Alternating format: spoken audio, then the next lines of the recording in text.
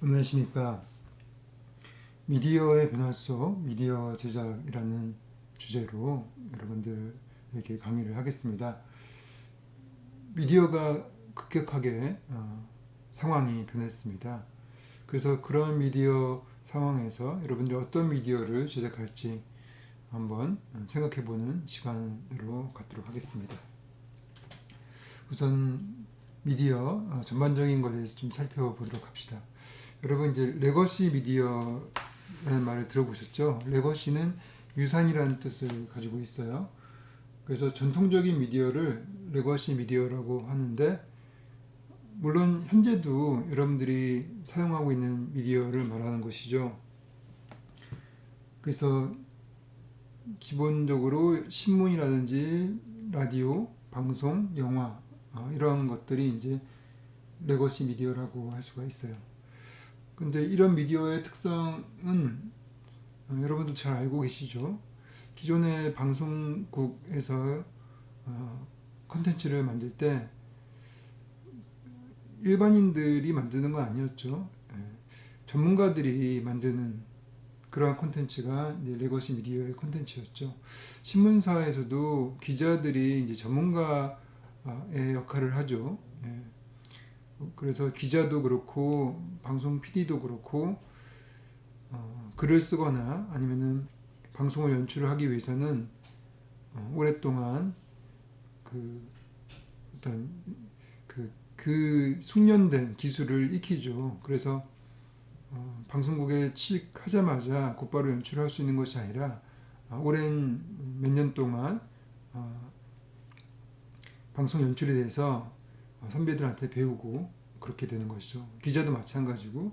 그래서 여튼 그것도 혼자 만드는 것이 아니라 여러 명들의 다양한 그런 제작진들, 그 전문가들이죠. 전문가들과 함께 만드는 그런 것이 이제 레거시 미디어라고 할 수 있는데, 이 레거시 미디어의 특성이 좀 있기는 있죠.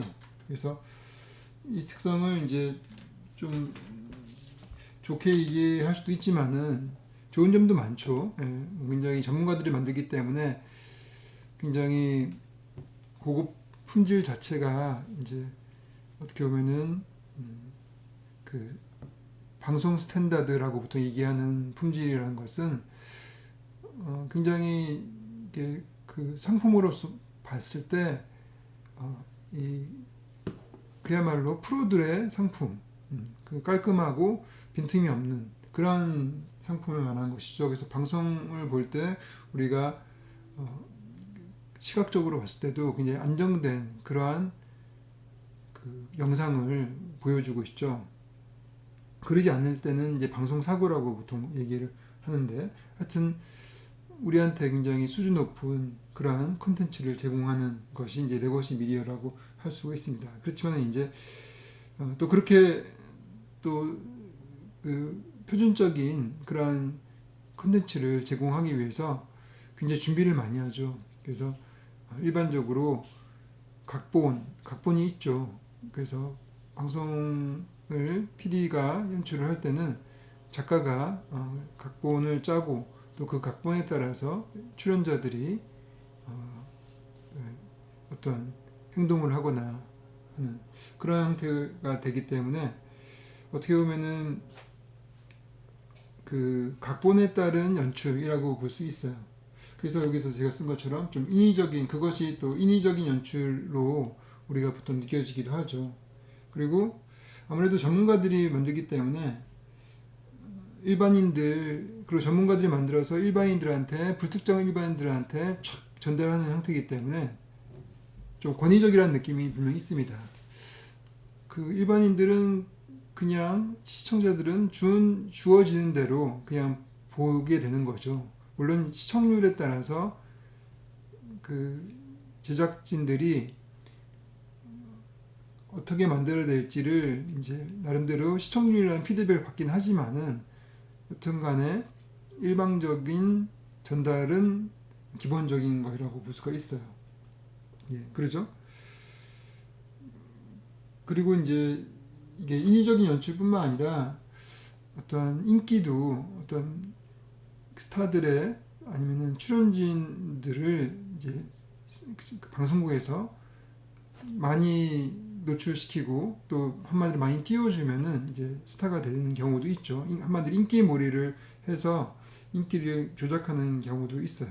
그래서 그러한 어떻게 보면 문자 시대의 레거시 미디어, 여기서 제가 문자 시대라고 하는 거는 그 레거시 미디어의 특성을 좌지우지하는 더 큰 어떤 구조라고 할 수가 있어요. 문자라는 구조. 그래서 우리가 이제 구텐베르크 인쇄혁명 이후에 문자가 보편화가 됐죠.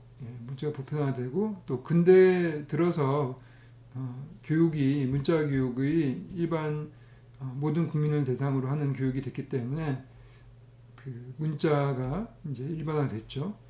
누구나 다 문자를 읽고 쓰는 그런 능력을 가지고 있는 시대가 됐고, 그 문자 시대의 특성이 바로 아까 얘기했던 이런 권위적인 것, 또 인위적인 것, 또 수직적인 것, 일방적인 것이라고 할 수 있죠. 문자라는 거는 고정적이잖아요. 딱 써놓으면은 그것이 바꿀 수가 없어요. 그죠? 지우고 바꾸기가 어렵겠죠. 대부분 뭐 신문도 마찬가지고 딱 써놓아서 전달이 되면은 그것이 일방적으로 전달되는 것이고, 그리고 또 수직성이라는 것은 글자 자체가 이렇게 선형적이죠. 글자가 소형적으로 이렇게 쭉 흘러가면서 거기에는 나름대로 서열이 있어요. 중요한 것과 중요하지 않은 것. 그리고 중요하지 않은 것들은 또 빼기도 하죠. 글을 쓸 때. 그래서 나름대로 서열성, 수직성을 가지고 있어요. 그래서 문자라는 것이 가지고 있는 특성, 또 인위성이라는 것은 문자는 추상적인 것이죠. 그러니까 문자가 그대로 실제는 아니죠. 실제를 우리가 추상화시켜서 그거를 우리가 글, 말 또는 이제 단어 이런 걸로 만들어 가지고 우리가 전달을 하죠. 그렇기 때문에 그것은 굉장히 인위적입니다. 인위적인. 그러니까 실제와 많이 동떨어져 있죠. 그러니까 그 문자를 우리 보고 이제 실제를 상상하게 되는 것이지, 사실 실제에 비해서 정보량이 굉장히 적은 거죠. 하여튼 인위적인 것이죠. 자연적인 것은 아닙니다. 하여튼 그래서 이러한 문자의 어떤 특성이 레거시 미디어의 특성으로 이렇게 그러니까 그렇게 영향을 끼치게 된 거죠. 문자가 레거시 미디어에게 영향을 끼치고 있다라고 보시면 될 것 같습니다. 그래서 왜냐면 이제 아까 얘기했던 것처럼 우리가 방송에서도 각본을 쓰죠. 각본에 따라서 가는 것처럼. 각본이라는 거는 이제 문자죠. 문자. 그리고 뉴스를 할 때도 뉴스에 다 원고가 다 있어요. 그 원고를 읽으면서 그 문자를 읽게 되고 그 문자의 내용에 맞게끔 편집을 합니다. 영상을 만들어요. 그러니까 항상 문자가 기본이에요. 문자가 우선이고, 그리고 그것에 대해서 보조하는 것이 영상이죠. 그래서 우리가 방송이 영상 문화지만은 여전히 대부분의 방송 프로그램은 문자 중심의 글 중심, 또 언어 중심의 영상이다라고 여러분 생각하시면 될 것이고, 그 말고 뭐 기본적으로 그 전에 책이라든지 신문 이런 것들은 그야말로 이제 문자로만 이루어져 있잖아요. 그래서 우리가 방송 이전에 많은 미디어는 결국 문자 미디어였죠. 문자. 그래서 이제 그런 20세기라는 것이 어떻게 보면 그런 문자 시대였고, 그 시대 속에서 영상도 영향을 받을 수밖에 없는 상황이었죠. 근데 이것이 좀 변화가 되는 거죠. 소셜미디어 시대가 오면서, 소셜미디어라는 것은 여러분들이 20세기가 아니라 21세기의 미디어라고 볼 수가 있어요. 물론 20세기에도 등장을 했지만은 본격적으로 소셜미디어가 대중화되는 것은 인터넷뿐만 아니라 그 스마트폰이 이제 일반화되면서 소셜미디어가 더욱더 이렇게 부상이 더 크게 부상이 된 것이죠. 인터넷은 20세기 후반에 나왔죠. 1990년대, 95년대 이후에 이제 일반화되기 시작했지만은 2000년도 이후에 비로소 모든 기기들이 디지털화되고 그리고 또 스마트폰이라는 것이 나오면서 그 통합되는 모든 그런 미디움들이 통합되는 그러한 기기로서 그 기기에서 많은 사람들이 소셜미디어를 향유하는 그런 시대가 된 것이죠. 그래서 소셜미디어는 21세기의 미디어라고 볼 수가 있고 레거시 미디어는 21세기 이전의 미디어죠. 예. 그래서 여러분들은 지금 레거시 미디어와 소셜미디어 두 가지를 다 지금 향유하고 있는 것이죠. 여러분들이 스마트폰으로 블로그나 또 페이스북 이런 것들을 보지만은 또 동시에 TV를 보고 또 신문, 물론 신문은 종이 신문으로 보진 않지만은 같은 신문을 구독을 하기는 합니다. 그렇기 때문에 두 가지 미디어를 다 활용을 해요. 그리고 영화도 이제 레거시 미디어에 들어가기 때문에 영화도 여러분이 보죠. 물론 영화를 볼 때는 그 기존의 레거시 미디어의 어떤 그 형식으로 영화관 가서 보는 경우도 있지만은 넷플릭스라든지 또 그 시즌이라든지 이러한 그 OTT 서비스를 통해 가지고 보는 경우는 여러분 이제 스마트폰이나 태블릿으로 보는 경우도 있죠. 그러면 이제 그것은 우리가 레거시 미디어의 영화를 어떻게 보면은 소셜 미디어 플랫폼, 뉴 미디어 플랫폼에서 본다 이렇게 생각하시면 될 것 같습니다. 하여튼 점차적으로 레거시 미디어와 뉴 미디어가 서로 경계가 희미해지고 있는 그런 상황이죠. 그래서 미디어가 급격하게 변하고 있는 것은 맞습니다. 그럼 여러분들은 이제 그 중에서 뉴 미디어로 갈 수 있는 소셜 미디어의 특성에 대해서 잘 아셔야 되겠죠. 왜냐면은 레거시 미디어는 이미 여러분들이 굉장히 익숙하기 때문에 소셜 미디어도 여러분 익숙하지만은 더더욱더 그 소셜 미디어를 잘 알아야 되는 이유는 새로운 어떻게 보면은 비즈니스 모델이라든지 새로운 수익이 소셜미디어에서 굉장히 많이 창출되고 있기 때문에 어떻게 보면 새로운 기회의 장이라고 볼 수가 있습니다. 기존에 없던 그러한 새로운 부자들이 등장하는 것은 레거시 미디어라기보다도 대부분 소셜미디어의 플랫폼에서 나오게 되는 거죠.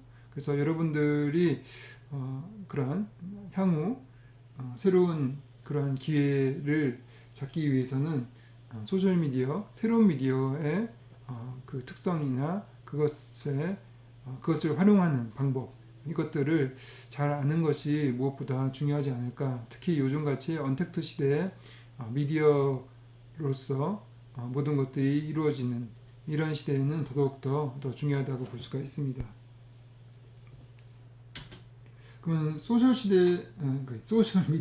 소셜미디어는 영상시대에 영향을 받은 것이죠. 영상시대는 물론 1895년도 영화가 발명이 되고 또 그 전에 1800년대 초반에 사진이 발명이 되면서 영상시대가 시작됐지만은 아까 얘기했던 것처럼 20세기는 그럼에도 불구하고 문자 중심의 시대였다고 보는 것이죠. 근데 21세기에 본격적으로 영상 중심의 시대가 만들어지는 거죠. 그래서 정말 그 영상 시대가 확실한 영상 시대 도래를 했다고 볼 수가 있어요. 그래서 그 영상 시대에 영향을 받은 것이 소셜 미디어가 되는 것이죠. 영상 시대라는 것은 이제 어떻게 보면은 그 영상을 누구나 향유하고 하는 것뿐만 아니라 영상을 누구나 제작할 수 있는 시대를 말하는 것이죠. 20세기는 반쪽 영상 시대라고 할 수 있는 이유가 영상을 전문가들만 만들었죠. 영상을 영화나 TV는 시청자들이 관객들이 보긴 하지만은 일방적으로 소비자의 그 어떤 역할로서 본 것이고 21세기에 들어오면서 디지털 시대가 되면서 여러분들 그러니까 시청자들이 영상을 보는 것뿐만 아니라 직접 생산하는 그러한 시대가 된 거죠. 그래서 프로수머 시대가 됐다고 볼 수가 있어요. 그래서 이제 본격적으로 영상 제작 역시 대중화된 시대, 누구나 촬영하고 편집하고 또 누구나 멋진 사진을 찍을 수 있고 그것들을 많은 사람들에게 미디어의 역할로서 많은 사람들에게 전달할 수 있는 그러한 시대가 된 것이죠. 그거는 이제 일종의 기술 발전, 기술에 의해서 이루어진 성과라고 볼 수 있습니다. 영상 기기가 굉장히 싸게 저렴하게 보급이 되고 영상 소프트웨어가 여러분들이 쉽게 구독할 수가 있고 또 플랫폼 서비스를 통해 가지고 여러분들이 만든 것들을 쉽게 전파할 수 있는 그러한 기술적인 기반이 있었기 때문에 또 그것들이 전 세계적으로 쉽게 빠르게 전파될 수 있는 동영상까지 전파될 수 있는 그러한 네트워크의 기술, 속도 이런 것들이 기반이 됐기 때문에 영상시대가 왔다고 볼 수가 있어요. 그러면 그 영상시대의 특성은 영상시대의 소셜미디어의 특성은 아무래도 영상이라는 그러한 특히 디지털 영상이라는 그런 특성에서 왔다고 볼 수가 있겠죠. 그래서 디지털 영상이라는 것은 기본적으로 이렇게 소통이 되죠. 쌍방향이죠. 그러니까 아날로그 영상은 일방향이라고 한다면은 디지털 영상은 이제 쌍방향이죠. 그래서 그 관계성이 만들어지고 그리고 영상이라는 것 자체가 아까 문자 중심의 영상이 아니라 그야말로 영상 중심의 영상이죠. 이미지 중심. 그래서 그런 것들은 문자 중심보다 훨씬 더 실제에 가깝죠. 왜냐하면 문자라는 것이 추상적인 거기 때문에. 그래서 영상이라는 것은 그냥 구체적인 거잖아요. 그러니까 실제성에 가깝죠. 그래서 실제성이라는 것은 이제 리얼리티라고 볼 수가 있죠. 그래서 우리가 아무래도 90년대 후반부터 방송국에서는 이제 리얼리티 프로그램이 굉장히 인기가 있었고 현재는 대부분의 미디어의 콘텐츠들이 리얼리티를 지향하고 있죠. 그래서 리얼리티의 속성이라는 것은 솔직하고 진정성 있고 그리고 진짜에 다가가는 것이죠. 각본이 있고 인위적인 것이고 또 어떤 조작이 있는 것 이런 것들은 이제 현 영상 시대에서 또 소셜 미디어 세계에서는 별로 각광받지 않는 그러한 것이 되어버렸습니다. 영상 시대 소셜 미디어에는 또 수평성과 소통성이라는 특성을 또 가지고 있죠. 이거는 이제 둘 다 좀 비슷한 것이요. 그러니까 그야말로 소통이 이렇게 수평적인 그런 기반에서 잘 되기 때문에 이제 우리 레거시 미디어와 다른 그러한 이런 특성을 가지고 있죠. 그래서 또 이제 이 소셜 미디어는 영상 시대의 또 산물이기도 하지만은 재밌게도 구술 시대의 영향을 또 받았다고 볼 수가 있어요. 구술 시대는 원래는 언제였냐면은 문자 시대 이전이 이제 구술 시대였죠. 문자가 보편화되기 전에 대부분 사람들이 문맹일 때는 사람들이 말로만 서로 소통을 했었죠. 그러니까 말이라는 것이 이제 가지고 있는 특성이 현장성, 그죠? 글은 이제 그 현장이 없더라도 우리가 시간과 관계없이 글을 읽을 수 있지만은 말이라는 거는 바로 여기 이 순간에 서로 함께 하는 그러한 상황에서 그래서 현장성을 가지고 있는 것 플러스 당장 누군가와 함께 나 혼자서 얘기하는 게 아니잖아요. 누군가와 함께 얘기를 하기 때문에 관계성이 있는 거죠.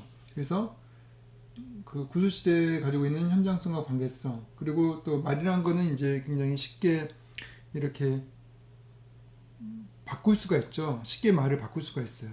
그래서 그 생각이 딱 나면은 그 순간에 또 말을 이렇게 수정할 수도 있고 바꿀 수가 있죠. 그래서 즉흥적으로 우리가 말이 흘러가죠. 그래서 그리고 그렇기 때문에 문자보다 훨씬 더 문자는 고정적이지만은 말은 가변성을 가지고 있다. 쉽게 변할 수 있다. 그리고 또 아까 얘기했던 관계성을 통해서 상호소통성이 있고 또 말이라는 것은 눈으로 보는 그 글자의 특성 이외에 우리가 모든 걸 다 보죠. 서로 그 사람을 보면서 그 사람의 소리를 듣고 그 사람의 어떤 채취까지 느끼면서 그런 그 다감각성, 구술이라는 것은 그 감각성을 가지고 있기 때문에 그렇기 때문에 어떤 추상적인 거라기보다도 좀 총체적인 이런 거라고 볼 수가 있어요. 그래서 그런 구술 시대의 특성들이 현재 소셜 미디어에도 있죠. 여러분 소셜 미디어가 이제 영상이 중심이지만은 그 영상에는 저같이 화자가 있죠. 화자가 있어서 그렇게 곧바로 실시간적으로 이야기를 하는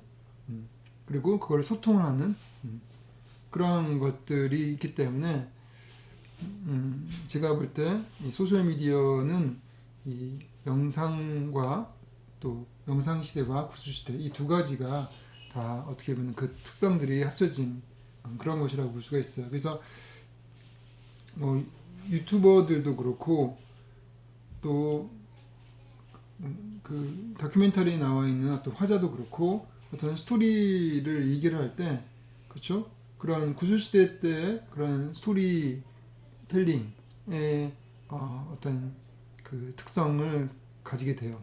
그래서 예를 들어서 예전 뭐 고전 시대라고 할 수 있는 뭐 그리스 시대 때도 사람들이 이제 말을 할 때 그 말을 확실하게 외워서 하기 위해서 라임 같은 걸 만들어서 그리고 이제 어떤 문구 같은 것들을 이렇게 반복되는 문구들을 만들어 가지고 그렇게 이야기를 했다고 합니다. 이제 그런 것들은 요즘 힙합에서 나오는 어떤 그런 랩이라든지 또 라임이라든지 이런 것과 연결이 될 수가 있을 것 같습니다. 그래서 요즘 시대가 바로 새로운 또 구술 시대라고 저는 생각을 합니다. 다음 소셜미디어의 또 굉장히 중요한 특성이 밈이라는 것이죠. 밈은 여러분 이제 많이 들어보셨죠?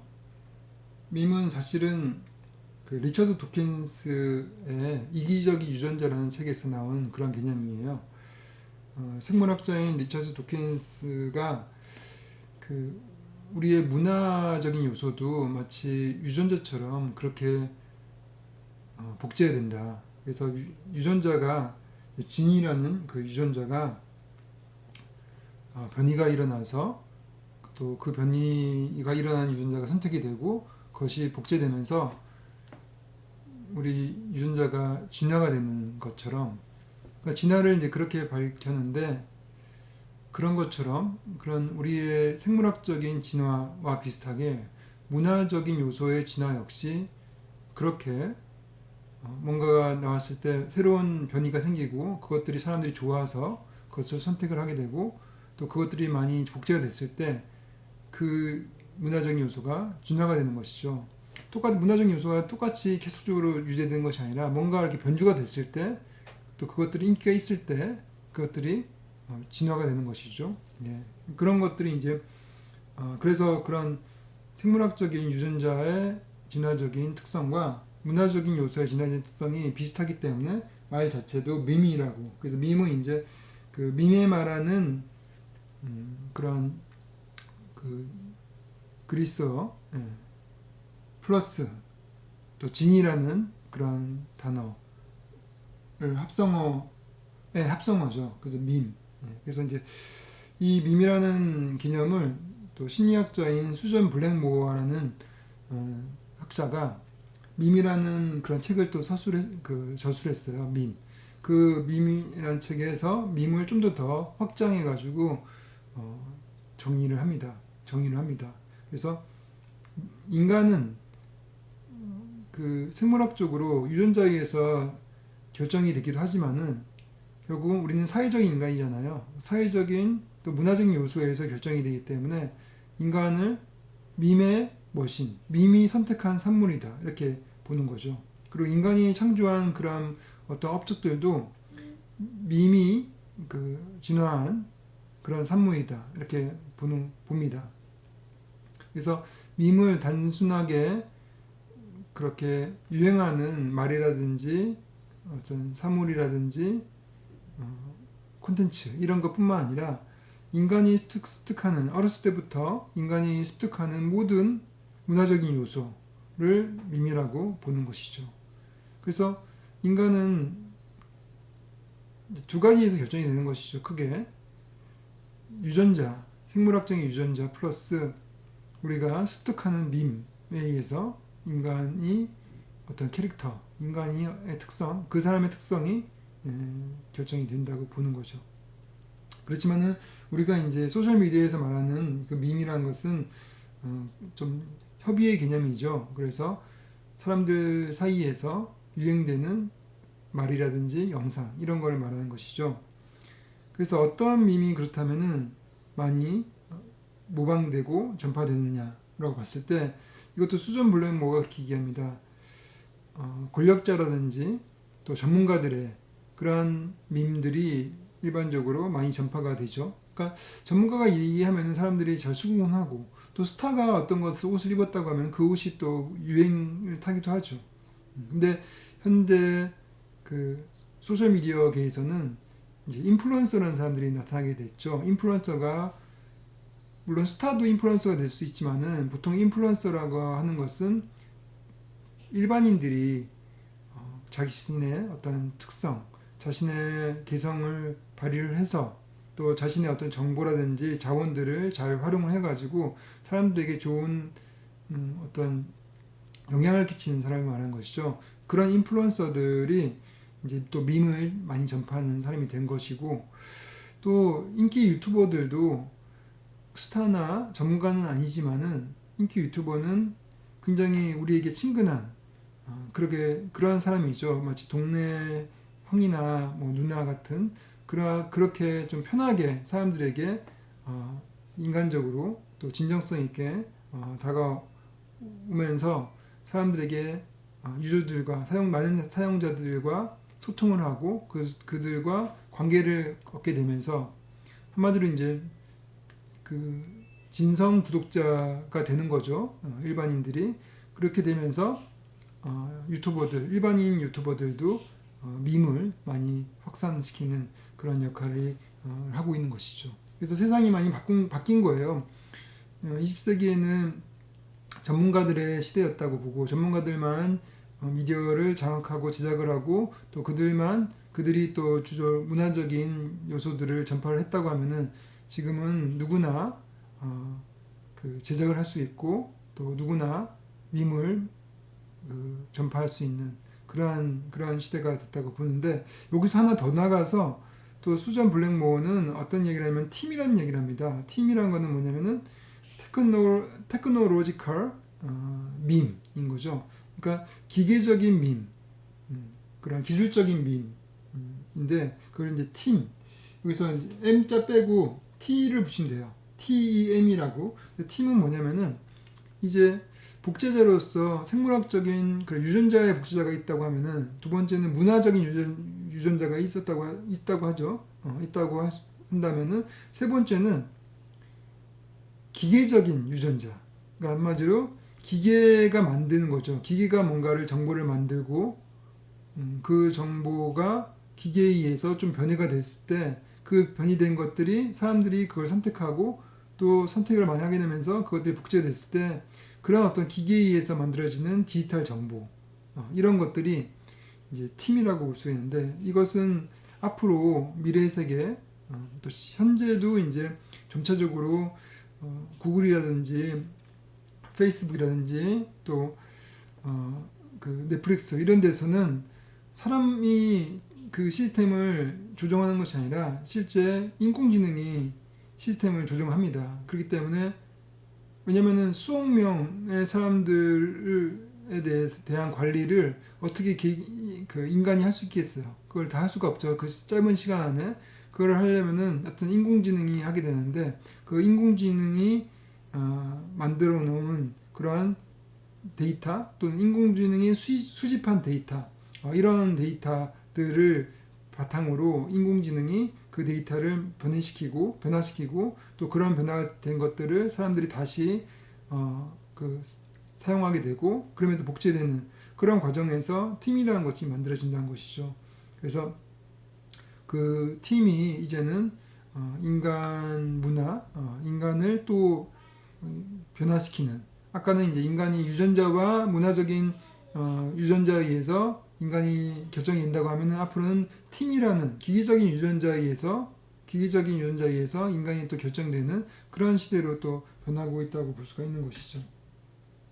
여튼 지금 시대는 미디어, 소셜미디어 시대이자 또 1인 미디어 시대라고 볼 수가 있는 것이죠.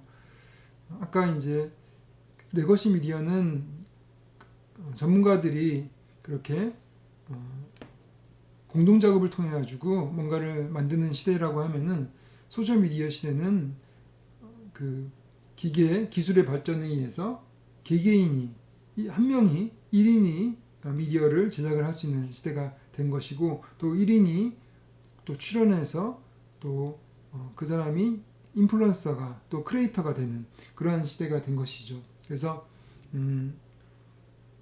이제는 1인 미디어가 어떻게 보면은 그 전문가들이 만든 미디어와 경쟁하는 시대가 된 것이라고 볼 수 있어요. 그러니까 1인 미디어의 그 산물이, 컨텐츠가 굉장히 큰 수익을 또 내는 그러한 또 시대가 된 것이죠.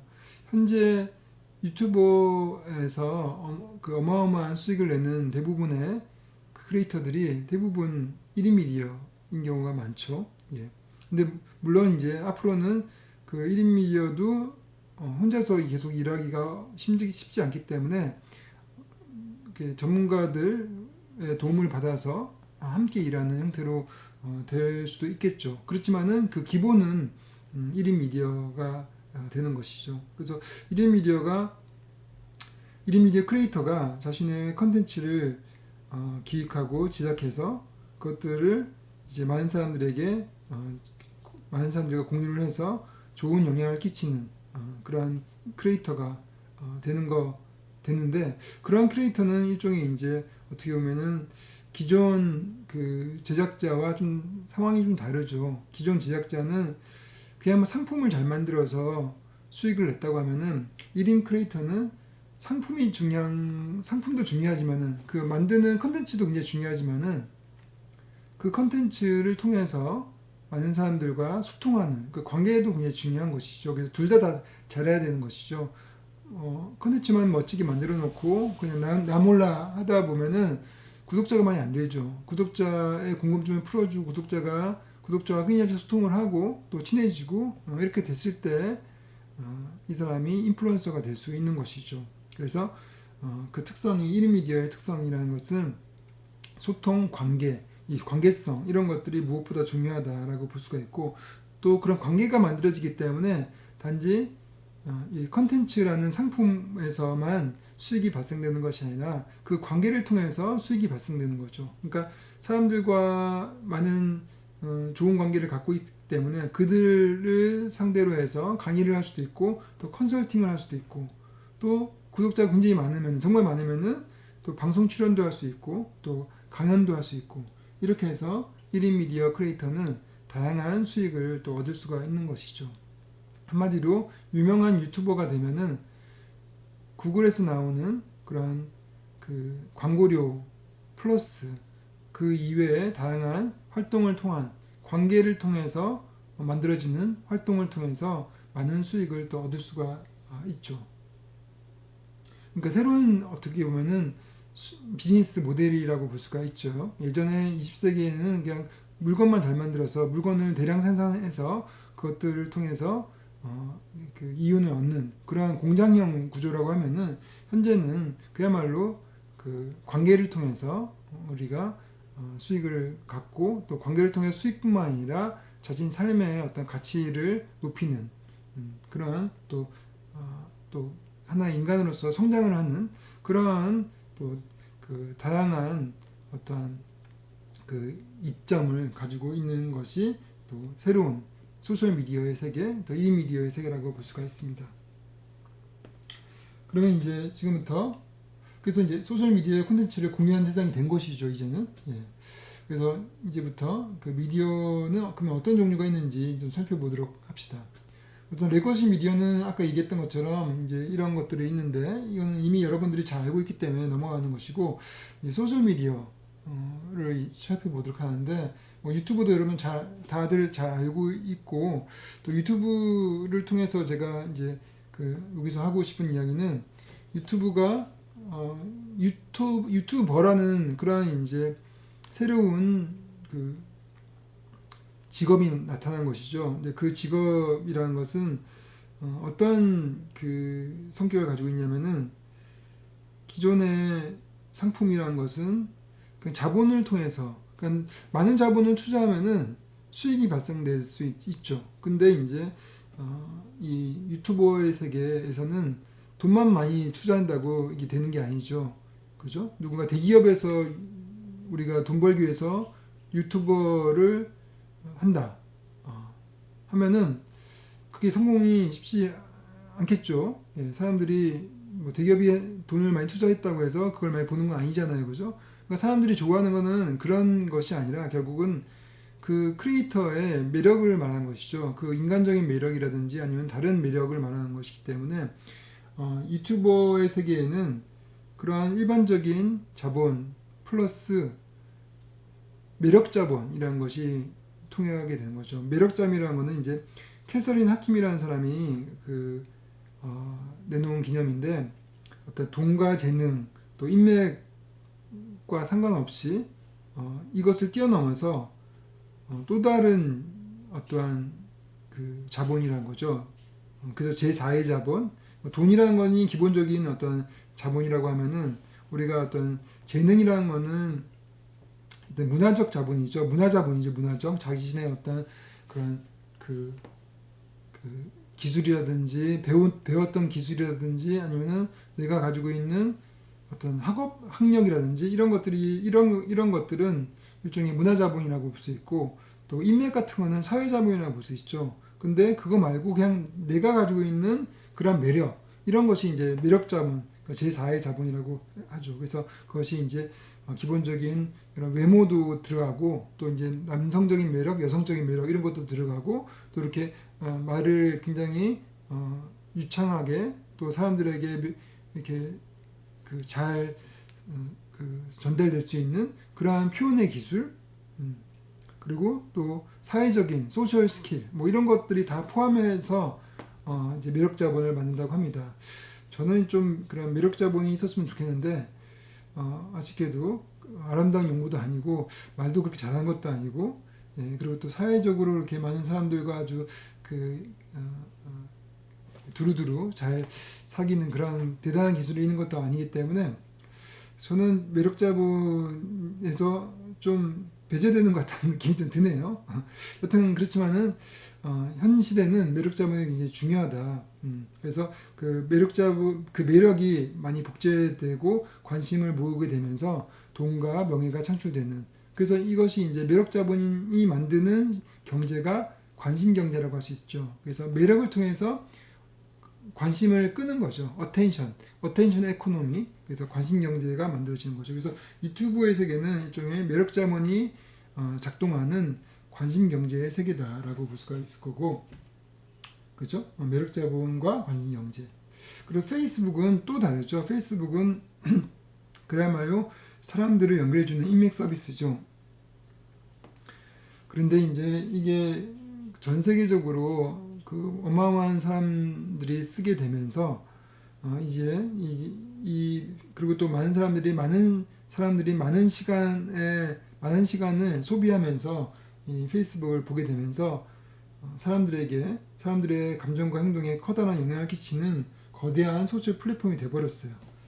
그런데 이제 이거는 인맥 서비스이기 때문에 아무래도 페이스북은 사회자본에 가깝다고 할 수 있죠. 그러니까 사람들이 페이스북을 하는 이유 중에 하나가 계속적으로 자신이 알고 있던 사람들과 계속 연결되기를 원하기 때문에, 그러니까 내가 잊혀지지 않고 또 내가 잘 아는 사람들과 계속적으로 연락을 할 수 있는 그런 일종의 나의 인맥들을 계속 유지하고 싶은 그런 욕구가 분명히 있는 것이죠. 그래서 그런 것이 바로 사회자본이죠. 그 사회자본이 또 많은 사람일수록 뭔가 일을 하거나 일을 할 때, 또 어떤 기회가 생겼을 때 그 일을 훨씬 더 많은 사람들의 도움을 받아가지고 잘할 수가 있겠죠.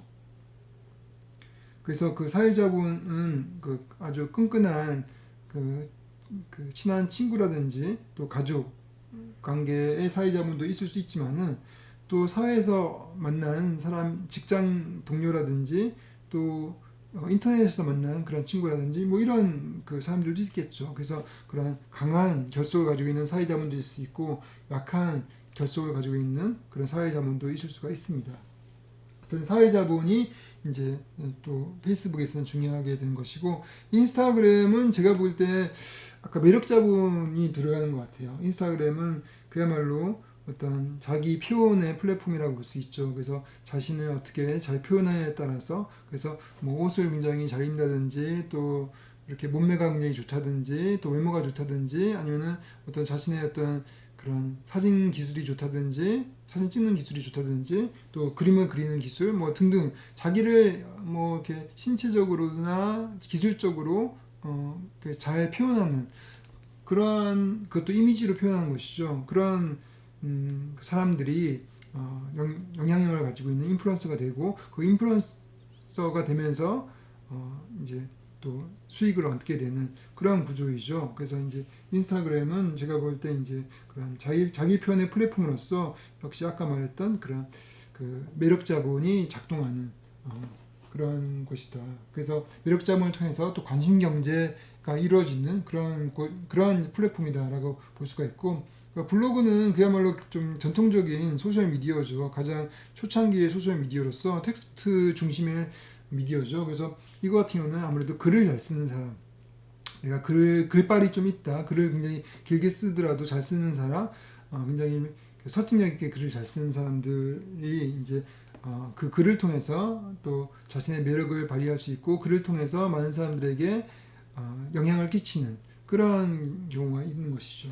또 이제 팟캐스트는 이제 글이 아니라 말이죠. 말을 굉장히 잘하는 사람, 자신이 그 조리 있게 또 재미있게 유머 감각 있게 말을 굉장히 잘해서 사람들이 집중하게 만드는 그런 사람들도 있죠. 그런 사람들이 이제 팟캐스트를 해서 자신의 관심이 있는 뭐 책을 리뷰한다든지 또뭐 상담을 잘하는 사람은 상담을 해준다든지 또 영화에 지식이 많은 사람들은 영화 토크를 한다든지 또 정치에 관심이 많은 사람들은 또 정치 얘기를 한다든지 해서 이제 인기 또 팟캐스터가 될 수 있는 거죠. 그렇게 되면 또 역시 또 그 인플루언서의 역할을 하게 되는 것이죠. 다음은 이제 소셜 미디어의 문제에 대해서 좀 알아보도록 하겠습니다. 지금까지는 소셜 미디어가 굉장히 이상적인 그런 미디어로서 제가 소개를 한 것 같습니다. 그렇지만은 아까 이제 레거시 미디어의 어떤 단점이 있듯이 소셜 미디어에도 단점이 있는 것이죠. 그래서 어떤 문제가 있는지 살펴보도록 하겠습니다. 여러분 이제 그 필터 버블이라는 말 들어보셨죠? 안 들어봤나요? 필터 버블이 이제 필터 버블 필터라는 거는 이제 뭔가 이렇게 여과가 되는 것이죠. 여과를 시키는 것이고 버블은 그래서 뭔가 이렇게 커지는 것. 그래서 이제 어떤 거냐면은 필터링을 누가 하냐면은 인공지능이 필터링을 한다는 것이죠. 그러니까 기존에 이제 우리가 보통 필터링이라는 거는 정보가 그 수많은 정보가 있을 때 특히 현대 사회에는 정보가 많잖아요. 수많은 정보가 있을 때 그거를 걸러주는 경우가 보통 기자들이라든지 또 방송인들이 전문가들이 많이 걸러줬죠. 언론이 한 역할이 이제 그런 수많은 정보들에서 좋은 양질의 정보를 사람들에게 전달하는 역할을 하죠. 언론이라는 것들은. 그래서 사회에 어떤 좋은 여론이 만들어질 수 있고 사회가 좋은 방향으로 갈 수 있게끔 만들어주는 역할을 하는 것이 이제 언론이라고 한다면은 그런 저널리즘적인 필터링이 있다고 하면은 지금의 그 소셜미디어에서 필터링은 아까 얘기했던 것처럼 그 수억 명의 사람들이 그 보는 플랫폼, 수억 명의 사람들이 즐기는 플랫폼에서 몇 명의 전문가들이 그 정보들을 필터링을 할 수가 없어요. 거의 불가능하죠. 그 양 자체가 어마어마하기 때문에. 그래서 그 필터링을 인공지능, 기계가 한다고 했었죠.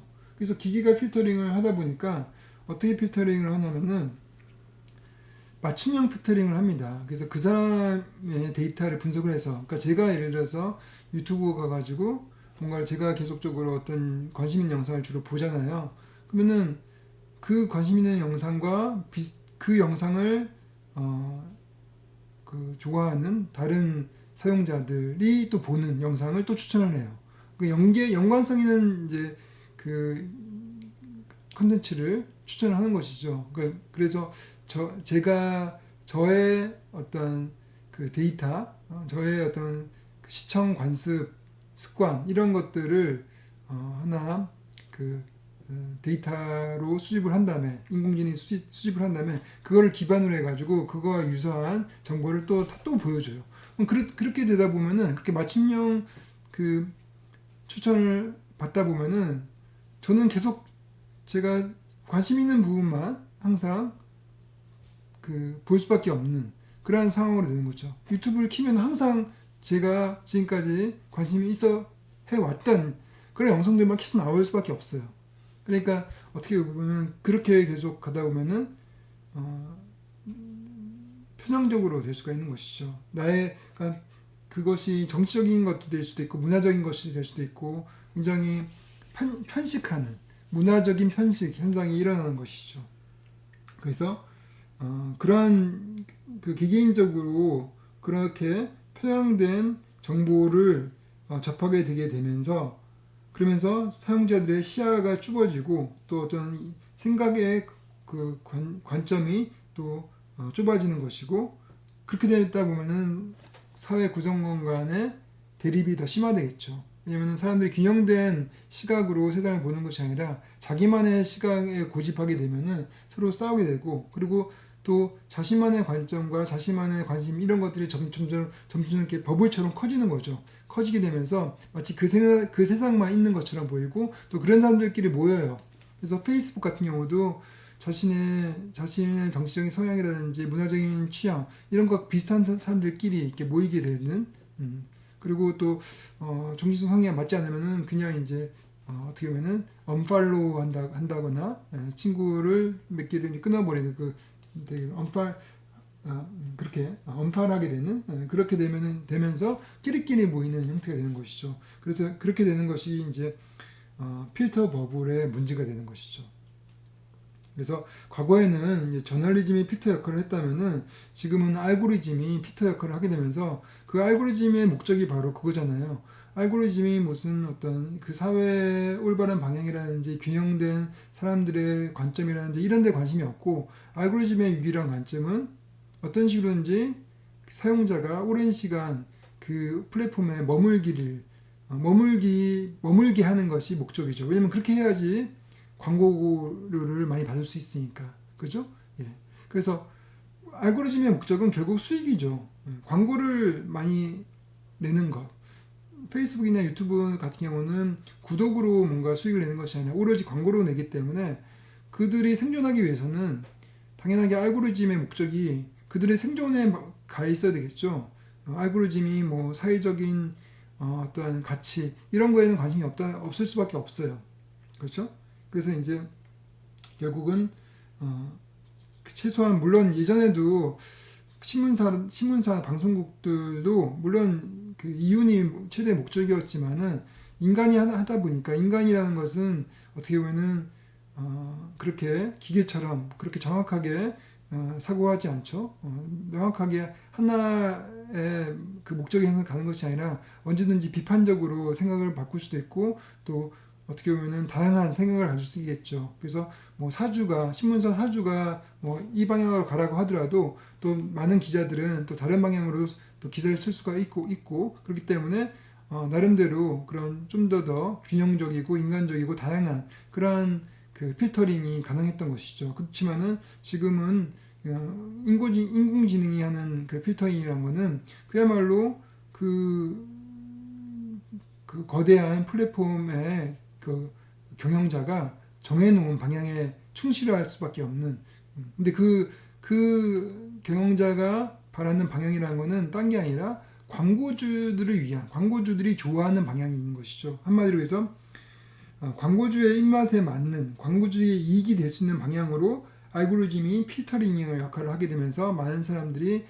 표현되고 서로 상대적인 서로 어떤 갈등과 대립이 심해지는 그러한 현상을 이제 필터 버블이라고 얘기를 합니다. 그래서 이런 것들은 이제 이런 것들을 지향을 하려면은 아무래도 우리가 알고리즘에 대해서 좀 비판적인 입장을 가져야 되겠죠. 그래서 여러분들이 페이스북이나든지 또 인스타그램 또 유튜브를 할 때도 여러분들이 인공지능에 의해서 좌우되지 않도록 그렇게 그야말로 정신을 바짝 차릴 필요가 있다고 생각이 듭니다. 예.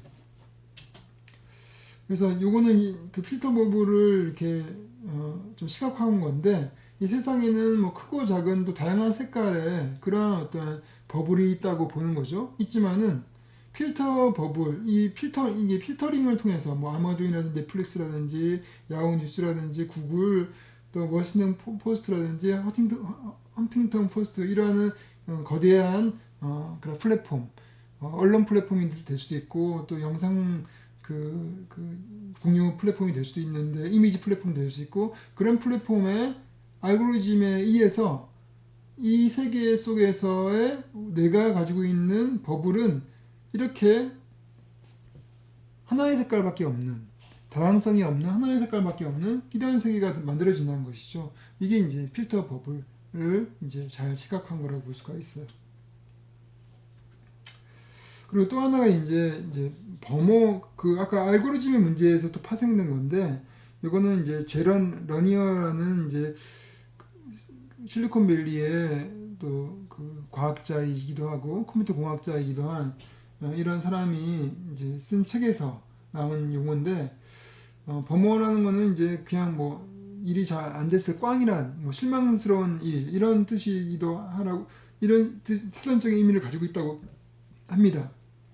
근데 이제 이것을 이제 요 말의 약자로 한 것이죠. 그러니까 behaviors of users modified and make into an empire for rent. 그러니까 이제 제국이라는 거는 이제 그런 그 거대 플랫폼 회사를 말하는 거죠. 그 거대 플랫폼 회사, 그 제국의 렌트, 이익을 위해서 이익이 될 수 있도록 사용자들을 조종하고 적용시키는 그런 행동들을 이제 범어라고 합니다. 그러니까 이제 그 범어는 일종의 이제 제국의 이익을 위해서 어떤 사용자들을 조종하는 그런 행위로서 결국 광고주에게 이익이 가게끔 하는 그러한 이제 상황을 말한 것이죠.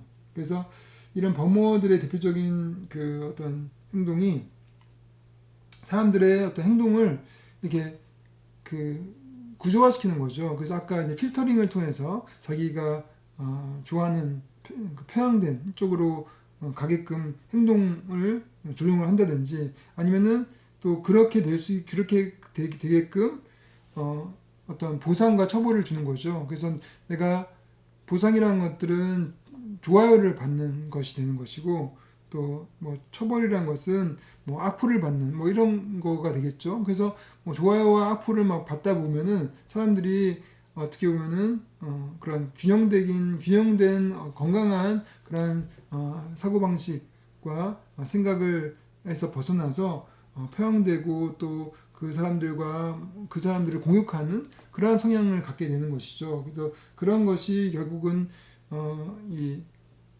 광고주들의 어떤 이익에 맞게끔 돌아가게끔 하는 그런 형태의 시스템 속에서 그 벌어지는 일이라고 볼 수가 있죠.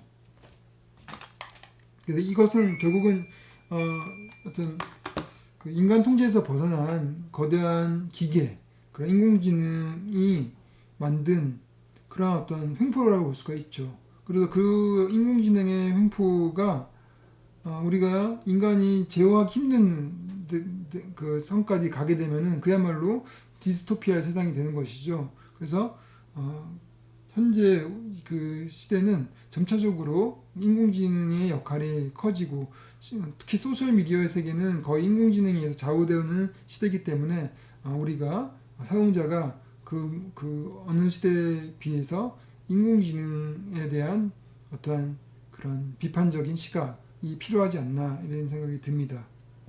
그랬을 때 좀 소셜미디어가 이러한 그 범어라든지 필터 버블의 단점에서 좀 벗어날 수 있지 않을까 이런 생각이 드는 것이죠. 이렇게 이제 오늘의 수업은 제가 준비했던 내용들은 이제 다 됐네요. 여러분들이 그 지금까지 제가 그 다양한 미디어의 종류를 얘기하고 또 그 특성들을 얘기를 했었죠. 그리고 또 그 속에서 어떻게 그 밈이라는 것들이 어떻게 전파가 되는 것이고 또 어떻게 어떤 사람들이 영향 있는 사람이 되는 것이고 또 그 세계에는 또 어떤 문제가 있는 것인지 이런 거에 대해서 쭉 얘기를 했습니다. 한마디로 이제 미디어, 새로운 미디어, 뉴미디어의 세계, 소셜미디어의 세계, 또 여러분들이 또 앞으로 콘텐츠를 제작할 수 있는 그런 세계에 대해서 얘기를 했습니다. 그래서 앞으로 여러분들이 어떤 콘텐츠를 기획을 하든 제 생각에는 그것이 레거시 미디어의 그 콘텐츠가 될 수 있고 또는 또 소셜미디어의 또 뉴미디어의 콘텐츠가 될 거라고 생각이 듭니다. 그래서 그 각각의 미디어는 각각 그 미디어 그 세계의 특성을 여러분들이 잘 이해한 다음에 만들어야 되겠죠. 그래서 이런 전체적인 그림 속에서 앞으로 여러분들이 제작을 하거나 또 기획을 하거나 할 수 있으면 좋을 것 같습니다. 그러면 또 다음 주 수업 시간에 또 뵙도록 하겠습니다. 수고했습니다.